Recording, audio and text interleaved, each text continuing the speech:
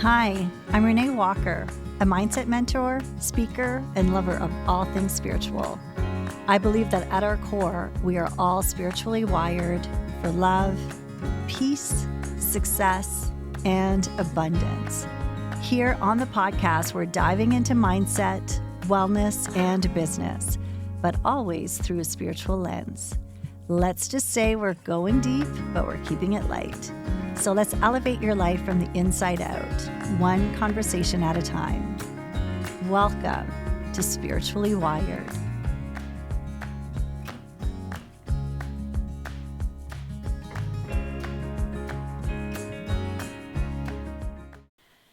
Welcome back to the Spiritually Wired podcast. So we are now at the beginning of the summer, and one of the things that I know I am focusing on is embodiment. It is actually the theme in the Spiritually Wired membership. We're calling it the Summer of Embodiment, because when it comes to spiritual and mindset work, the key thing is in actually integrating the practices.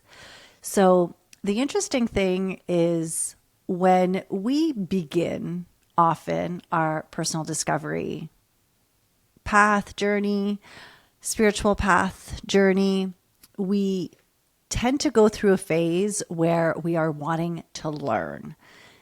To me, you are thirsty for knowledge. You're reading the books, you're listening to the podcasts, you are immersing yourself in knowledge. And I find that to be such a beautiful place to be. However, in order to actually start experiencing the shifts, it means that you are now going from receiving the information to now embodying that knowledge, that wisdom, what it is that you are learning. So it's one thing to learn about mindset and the importance to recognize that you are not your thoughts, the importance of recognizing that you are a co-creator, that you get to choose the story that you are living. But it's one thing to know it, but it's another thing to live it. And so this is the embodiment piece. And this is the most important part, because when we actually begin to embody what it is that we're learning, then we are shifting the way in which we're showing up. We're shifting the way in which we're perceiving life. We are now showing up in a different way. That is when we talk about identity shift. That's part of it, is you are going from learning about it to actually living it. And that piece is so incredibly important. It's also very messy, but messy is good. And this is so important to understand, is that there's nothing perfect about it. It's not the type of work that is linear, where you get to check the boxes and you are, okay, I've completed step 1 of my awakening project. Now I'm on to step 2. It's non-linear, which means that it's going up, it's going down. Some days we get it better than others, but it is a moment to moment experience. So what does it look like to actually embody your spirituality, to embody mindset healing? It always begins with self-awareness.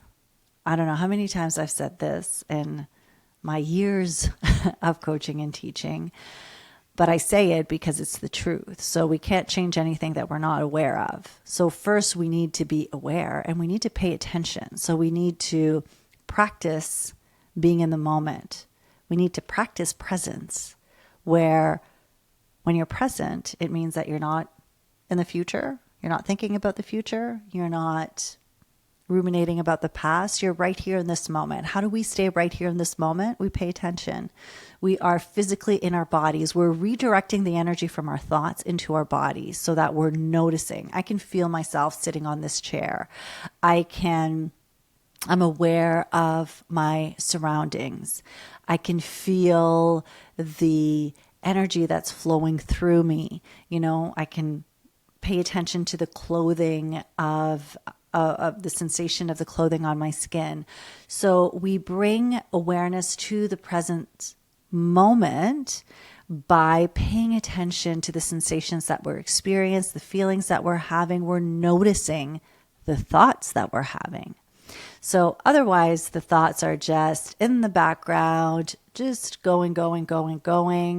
And we don't even we're not even aware of the thoughts that we are having. So bringing awareness means that we are now inviting present moment awareness. And from this place is where we then get to shift. We get to choose the thoughts that are more serving. We get to actually slow down, to be curious. That is such a big part of embodiment, is curiosity. So instead of doing things from a reactive place, we're now curious about it. We're now taking a step back, becoming an observer or witness to what is, and asking ourselves, where's this coming from?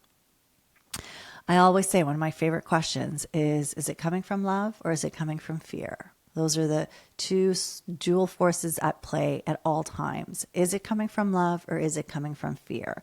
And that usually tells me a lot about about the actions that I'm taking.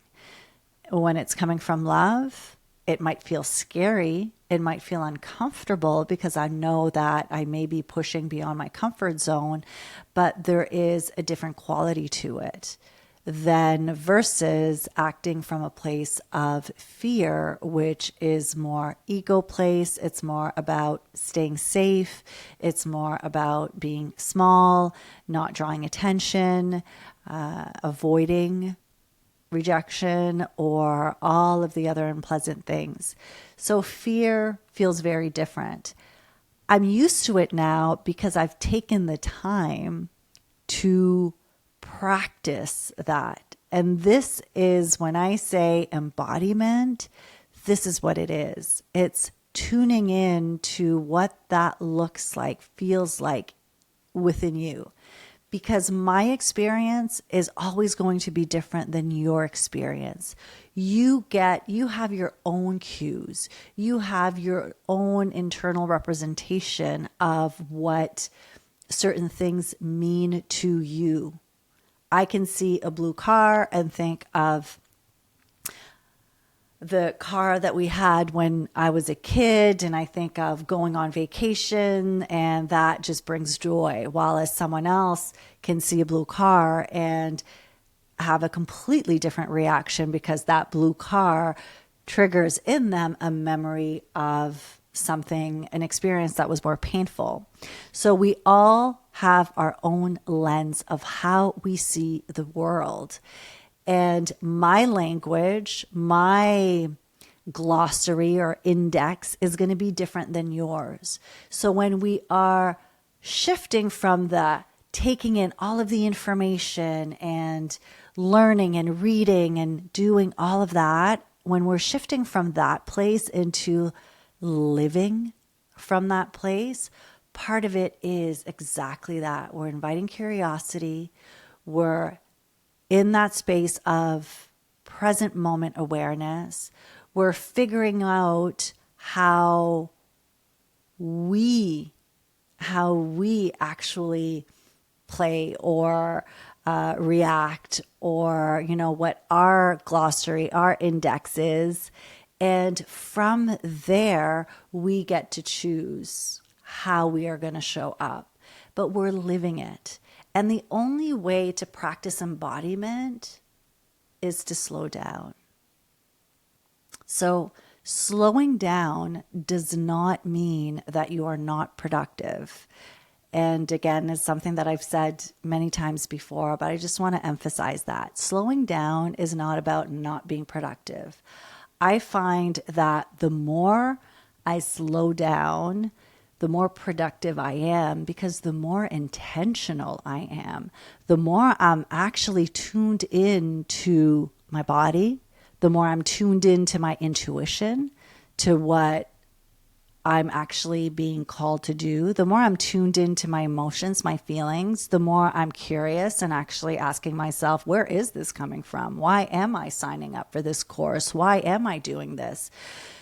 It's not just reactions that are guiding me. I'm very intentional. And the more intentional I am, the more focused I am, because now when I'm starting my days, I know what's important to me. I know what matters. I know what is speaking to me, where I'm being guided to go. And now I can take the actions towards that instead of being all over the place.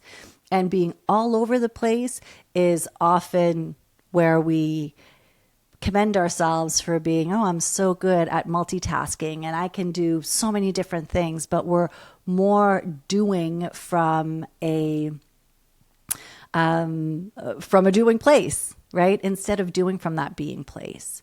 So that is key to embodiment. So there you go. You want to make sure that you are slowing down enough to be intentional and really pay attention, really look around, make it your purpose to work with your higher self. So instead of always being in this space of tension, allow yourself to work with your higher self and to live life. It doesn't mean that everything is perfect. There's still stuff happening, but you are coming at it from a more grounded, intentional place. So I hope this serves you. It's just a short episode today, and I want to send you so much love. Thank you for being here, and please remember that you are spiritually wired for love, for success, for abundance, for connection, for intention, and yes, for this embodiment. I will see you next week. Thank you for listening to Spiritually Wired. If you enjoyed this episode, be sure to follow and leave a review. It really makes a big difference for the podcast. And if you're ready to dive deeper and join a soul-led community, come be a part of the Spiritually Wired membership. With weekly live lessons and a rich library of recorded classes, it's designed to support you every step of the way on your spiritual journey. We currently have a special offer where you can receive your first month for half the price. You can find a link in the show notes or come check it out at reneewalkerwellness.com. Until next time, remember to take some deep breaths. Remember that you are spiritually wired.